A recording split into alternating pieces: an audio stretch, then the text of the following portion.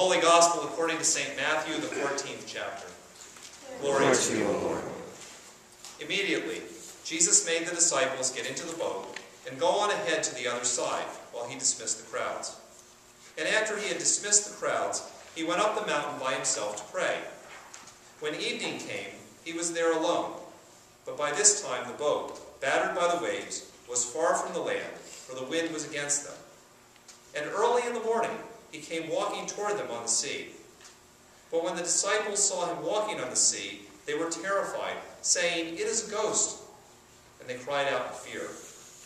But immediately Jesus spoke to them and said, "Take heart, it is I. Do not be afraid." Peter answered him, "Lord, if it is you, command me to come to you on the water." He said, "Come." So Peter got out of the boat, started walking on the water, and came toward Jesus. But when he noticed the strong wind, he became frightened, and beginning to sink, he cried out, "Lord, save me." Jesus immediately reached out his hand and caught him, saying to him, "You have little faith. Why did you doubt?" When they got into the boat, the wind ceased, and those in the boat worshipped him, saying, "Truly, you are the Son of God." The Gospel of the Lord. So last month, at our first Exploring Faith session, we were supposedly going to talk a little bit about, and we did, talk a little bit about our thoughts on resurrection and life after death and heaven and things like that. But one of the great things about that conversation was that we talked about all kinds of issues related to faith. And it was kind of like an opportunity for people to ask whatever kind of questions they had. And so about 30 of us all had different kinds of conversations about different aspects of faith. And as we did that, one of the things that came up was what people thought sin was. And for many people, when you think about sin, you think, well, sin is a discrete, or perhaps an indiscreet, bad act that you do. It's sort of a bad deed. And often, when the Bible speaks about sin, that is indeed what it means, a specific bad action that somebody does. But more often than not, sin, when used in the Bible, is really more of a condition. It's more of an attitude.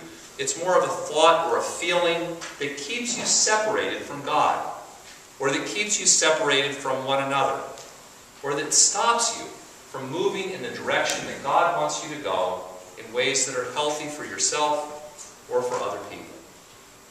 So in that context, we started to have conversation about whether or not things like fear and doubt could be considered sin.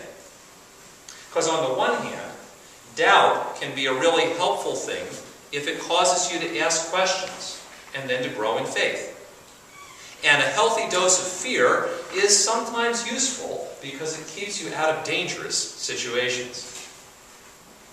But sometimes, fear and doubt, if left unchecked, can really get in the way. They can paralyze us. They can stop us from moving forward. They can stop us from trusting God. They can stop us from becoming the people that God wants us to be. At least, that's what happened for Peter in today's Gospel reading. This story, this Gospel reading that I just read, immediately follows the feeding of the 5,000. And what had happened was that Jesus, for some reason that is not explained in the text, had told the disciples to get in the boat and go out on the Sea of Galilee while he dismissed the crowds, and then went up on the mountain to pray. No disciples asked Jesus, "Then how are you going to get to the boat?"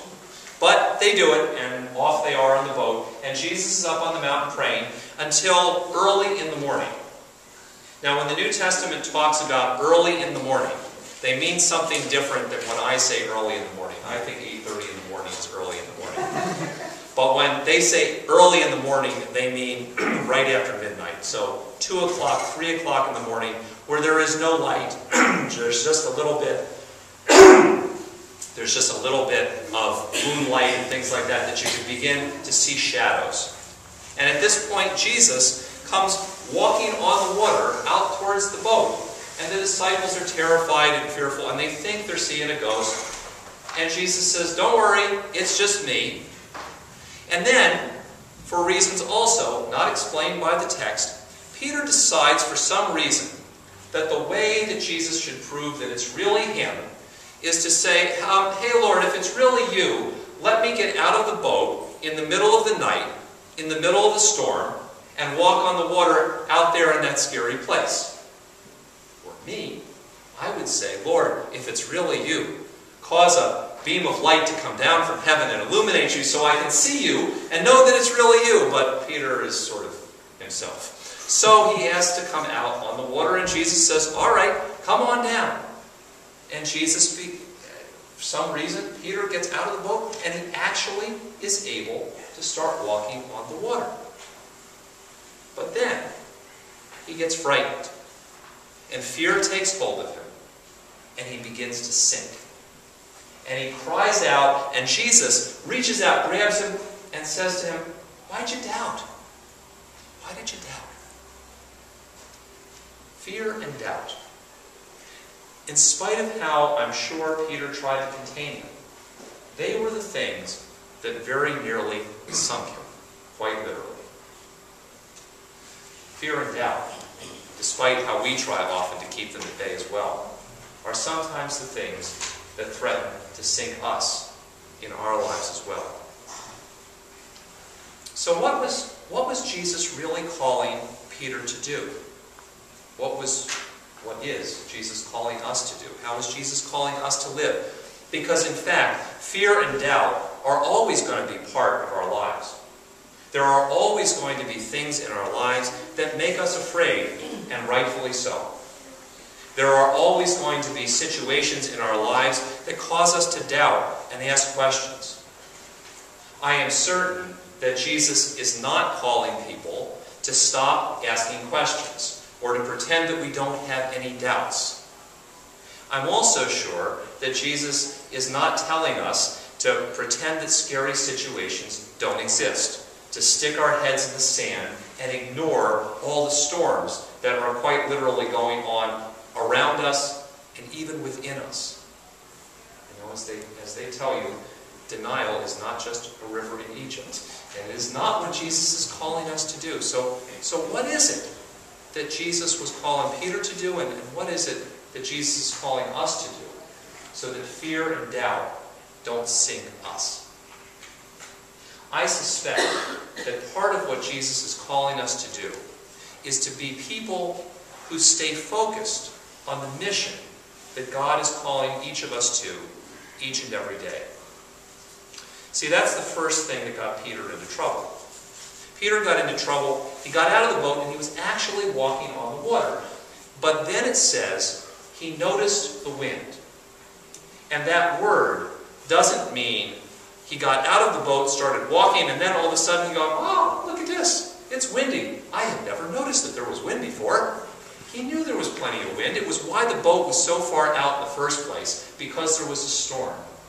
What that word really means is that the wind, or whatever it is, so grasps your focus and your attention that everything else vanishes. You become tunnel vision on that one thing.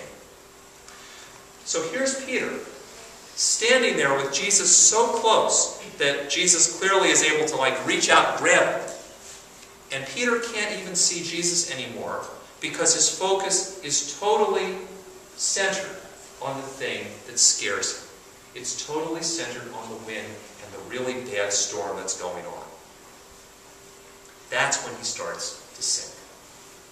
And I think for us too, at least I know in my life, some of the times that I start to sink or feel like I'm sinking are the times when I am so captivated by, frankly, I pull out the phone too all the time and I'm watching stuff and I read the news feed.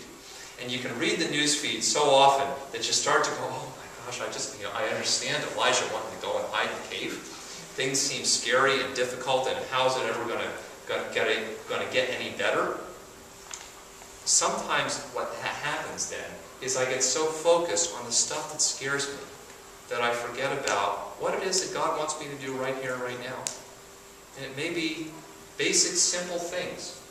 Maybe God is simply calling each of us at a particular moment to be a good friend, to be a caring parent, to be a faithful neighbor, to help somebody else out in their time of need And you can't focus on those things if you're so captivated by the storm going on around you. Sometimes the first key to not letting fear and doubt sink you is to try to maintain some focus on the mission that God's calling you to each day.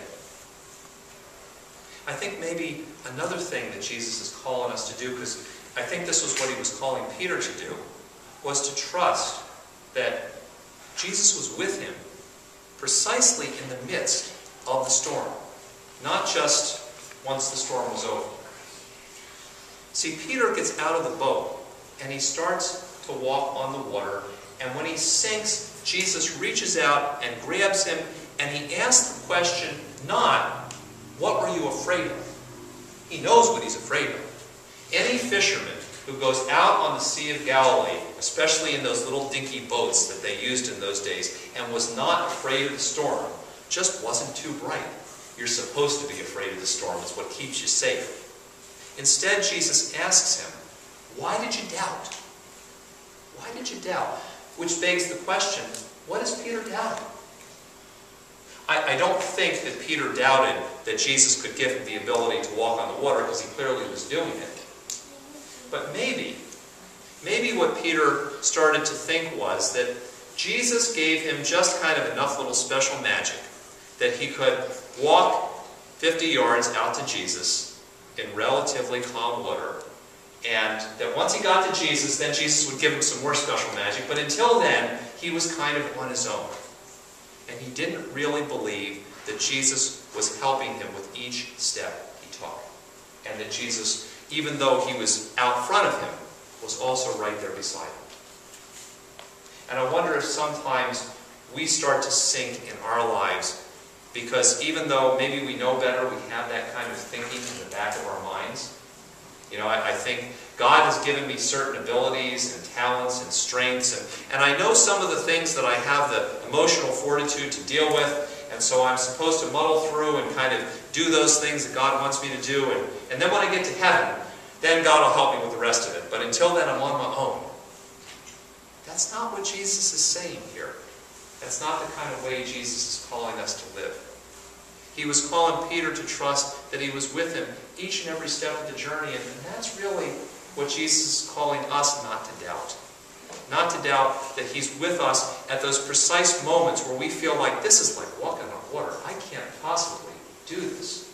I cannot possibly endure this. I cannot possibly make my way through this horrible situation that I'm going through in my life. Those are the moments that Jesus calls us to trust that he's there actually with us with each and every step. Because those are the moments we need God to be with us. Not to congratulate us at the end of the journey for somehow managing to do it all by ourselves. Sometimes that is part of the way that we don't sink when we get into those kinds of situations. And so maybe also one of the things that Jesus is calling us to do, as he called Peter, was to simply take the next step, even when we're afraid, and even when we doubt. It doesn't exactly say this in the gospel reading, but I suspect it's the case that Peter, when he became afraid, did, well, what I do when I'm afraid, and probably what you do also. You know, when you get really, really scared, you stop. Because at least you figure it's not going to get any worse if you stop.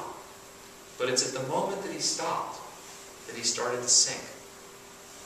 And sometimes the way to keep from sinking is to trust God enough to take the next step, to keep moving forward in whatever mission of our lives we believe God is calling us to. Because stopping really does no good. All it does is allow the storm to continue to make life miserable for other people, instead of being folks who decide that in spite of the storm, I'm going to keep moving forward and try to be a help to others who are also suffering in the midst of the storm. I understand, and probably you do too, this enormous temptation of Elijah, who was one of the greatest prophets ever, to want to go and hide in a cave when things are really, really scary, and when you cannot imagine how things are actually going to get any better.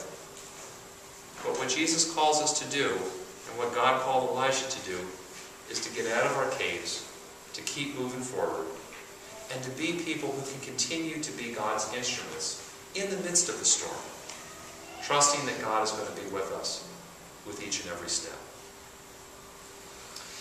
You know, like Peter, there are always going to be storms going on in our lives. There's always going to be plenty of things that are going to rightly scare us, and there will always be times that we're going to doubt and wonder and have questions that just seem to have no answers. But Jesus' call in our lives, as Jesus' call was in the lives of his first disciples, is not to find places where somehow we can be immune to storms and fear and doubt.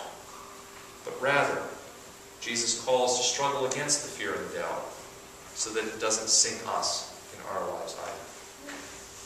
And sometimes for us too, not being sunk begins with listening and staying focused on the mission of our lives that God is calling each one of us to, each and every day. It begins with trusting God to be working in us, with us, and around us, even and especially in the midst of the storms in our lives.